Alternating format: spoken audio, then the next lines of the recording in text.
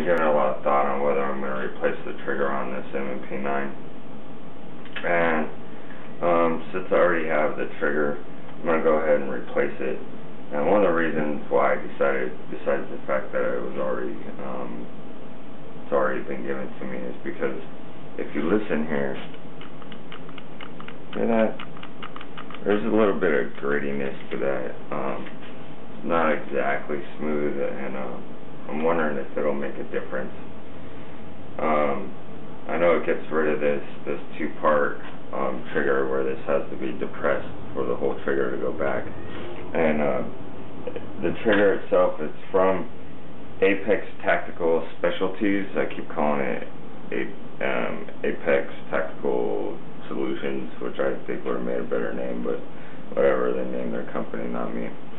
So, Apex Tactical Specialties, and they make an aluminum billet trigger that's kind of a Glock style, with the safety in the middle.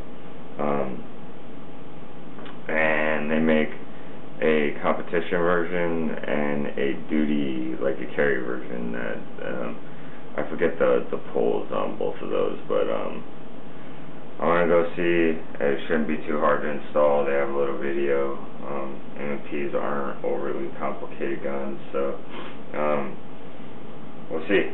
I'm gonna go put it in and give you my impressions, and then maybe I'll go shoot it this weekend. Well, it's gonna be a couple weeks probably, but alright, I'm out. Alright, so this is what your M&P 9 looks like with all its guts exploded. Slides still together, everything, that's kind of the brains, but this is your guts, this is your trigger assembly, and your sear housing and all that. As you can see, everything is taken out of this frame. Am I a little worried about getting it back together? Maybe. But real quick, I want to talk to you about the trigger. And I don't know if you could see this, but really, it's that action right there that depresses the spring inside that releases the trigger safety. It's not a lot, you know, this action right here is no different than pushing this bar down. But I guess there's a feel that, you know, appeals to some people. Once you have the RAM kit in, I don't know if you could see that action. Not getting it good in the light here. But basically there's a spring and it's doing the exact same thing. I hope that's coming in. If not, trust me, it's doing the same action. It's just a little bar instead of the actual part of the trigger moving. And once this locks out, it's as solid as anything else. So, especially for like a 5-pound pull, it's not a big deal. Anyways, personal preference. I have the trigger, so I'm gonna try it out. I just want to say I don't necessarily think the M&P 9 needs the trigger. The RAM kit, the reset assist mechanism, that was night and day different. Okay, so that's the old M&P trigger. Was it horrible?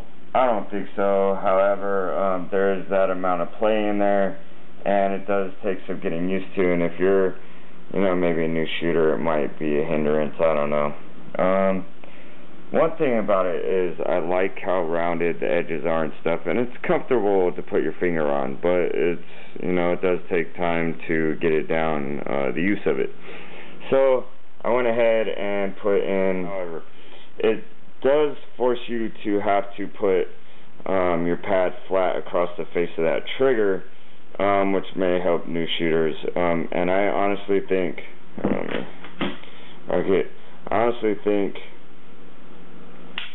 that there's less movement, which is a good thing. And even though it's bulky, it tends to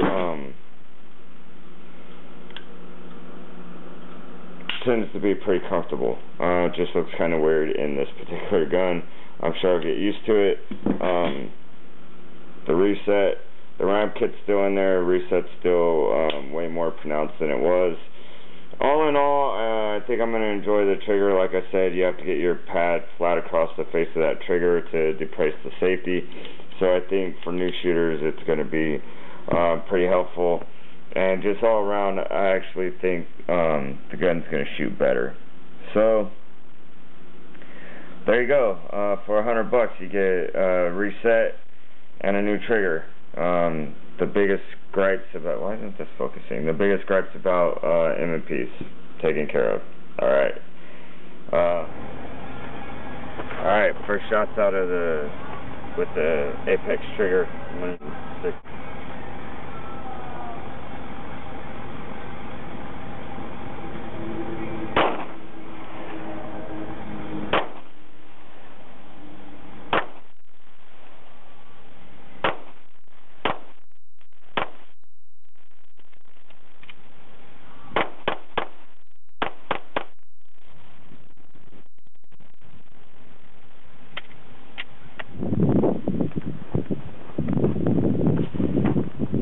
Three slow, three a little bit faster.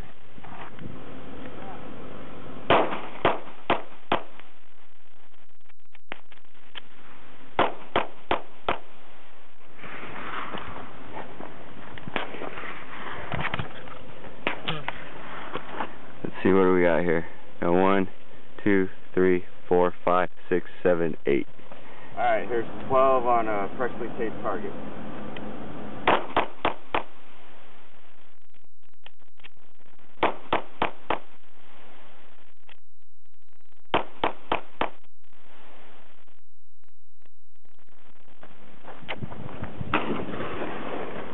And we got 1, 2, 3, 4, 5, 6, 7, 8, 9, 10, 11, 12. Alright. So 1, 2, 3, 4, 5, 6, 7, 8, 9, 10, 11, 12. Alright. Alright. M-Bones here. This is my final impression on the Apex Tactical Specialties AEK trigger for the M&P 9. If you're an M&P guy and you've ever said, "Oh, I wish this had a trigger that's a little bit more like a Glock," then of course buy it. Do you have to have it? No. Does it give it a little bit more of a crisp feel? Yeah, it does, because the stock trigger is a little mushy feeling. But I don't think it's a hindrance in shooting. I don't know anyone that's like, "Oh, well, the gun's not accurate." The gun's accurate, and if you take your time, you can shoot it accurately with the basic stuff. Now, the RAM kit, the reset kit, that's a necessity. For $22, it's something you could easily do yourself. It's kind of a no-brainer. Just go ahead and replace that, even if it's not an issue for you. If other people are shooting your gun, it's $22, man. The trigger, that was like $70. That's a little bit more expensive.